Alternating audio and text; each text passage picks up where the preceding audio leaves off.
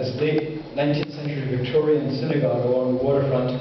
And since I had done drawings, I thought I would attend the service. It was was barely a million. That's the required number of Jews, male Jews who were needed in the Orthodox world to have the service. 10. There were probably maybe 7 elderly English Jewish guys. One was blind, one was disabled in a wheelchair, and there were 3 younger people, one just out of college, and I was I guess in my mid-50s, and another guy around my age. And the old men made more volume of sound in singing than I had ever heard in a Jewish service, and I was just, it took my breath away. The other incident or experience I had where I was incredibly moved was with Christian prisoners at a prison, Twin Rivers Correctional Facility in Monroe.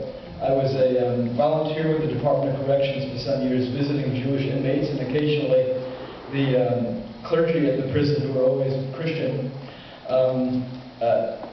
had asked me to speak to Christian inmates at a different part of the chapel in the prison. And I was there with a bunch of people from my synagogue, with the Jewish inmates, and this chaplain came over and said, "Can we do a talk to this Christian group?" And there was, I don't remember how many, it might have been 50 to 100 guys, white, black, Asian American, Native American, and so on, all on folding chairs.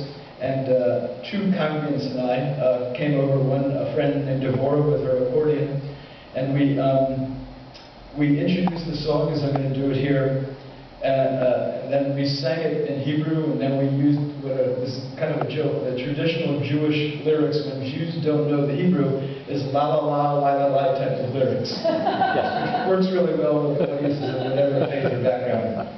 And these guys joined in, also like the old Jewish guys, the World War II vets in Brighton, England, with such gusto and enthusiasm, it took my breath away. And then when we were done, there was an aisle in the middle. We walked down the aisle to leave this chapel room, and they all came up. They wanted to touch us and thank us on the shoulders and stuff. It brought tears to my eyes. I'll never attend services like these 2, I think. So here's how it goes.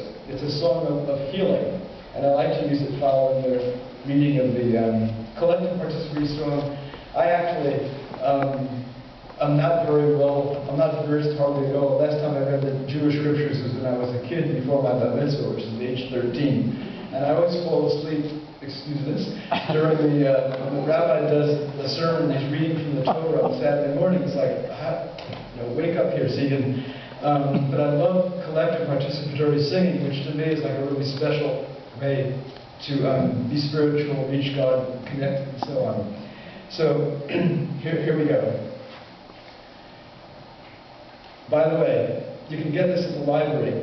Harry Belafonte in concert at Carnegie Hall, 1959-60 on CD. He sings Hine Matov in one of these albums. Yes. He had a lot of Jewish followers of his music back in New York. Hine Matov manahim shevelachim gam yachad. Hine Matov manahim shevelachim gam yachad.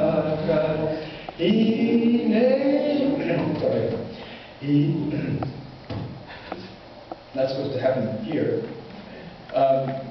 At home, yeah. Hine matu shevelachim gam yachad. Hine matu shevelachim gam yachad. Hine matu manahim shevelachim gam yachad. Hine matu manahim shevelachim gam yachad. La da da da da da da. Everybody da da da da da da. La da da da da da da da.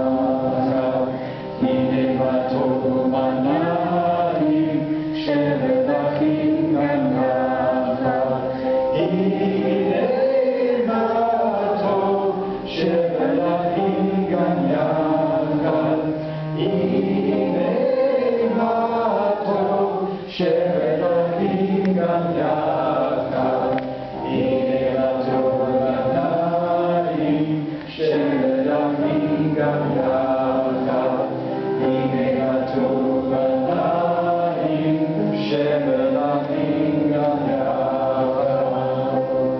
In the one of these Harry Belafonte albums, he does a little change in the melody there, which goes like this.